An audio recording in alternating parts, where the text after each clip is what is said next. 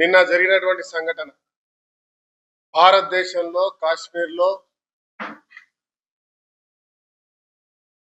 చక్కటి చల్లని వాతావరణం, ఆహ్లాదకరమైన వాతావరణంలో ఈ దేశానికి సంబంధించిన అందాలు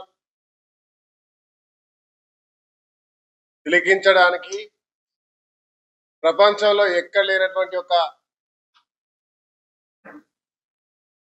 ఒక బ్రహ్మాండమైనటువంటి పూర్వం చెప్తా ఉంటారు ఏదో దేవతలు తిరిగిన ప్రాంతం కాశ్మీర్ అని, అటు కేరళ అని, ఇటువంటి హిమాలయాలు.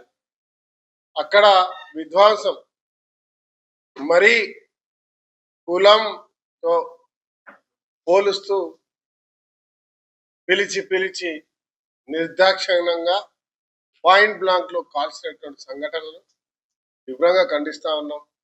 దాంట్లో ఆశలు బాసినటువంటి మన దేశ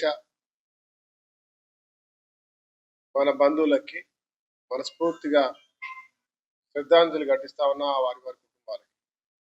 ఎంత దురదృష్టం అంటే ఇవాళ దేశంలో గత 3 టర్ముగా అధికారంలో ఉన్నటువంటి ప్రభుత్వం మోడీ ప్రభుత్వం గొప్ప మాటలు బూటక మాటలు చెప్తూ గతంలో అనుకోకుండా జరిగిన సంఘటనలు భూతద్దంలో చూపించి దేశవ్యాప్తంగా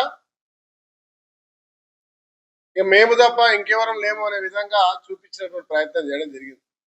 ఇవాళ నిర్దాక్షిణ్యంగా ముష్కరులు టెర్రరిస్టులు చొరబడి చంపుతా ఉంటే దానిపై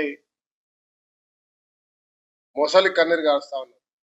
నేను డిమాండ్ చేస్తున్నా, ఒక భారతీయుడిగా,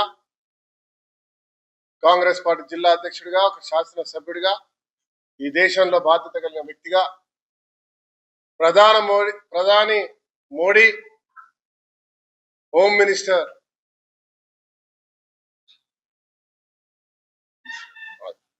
అమిత్ షా వెంటనే రాజీనామా చేయాలి,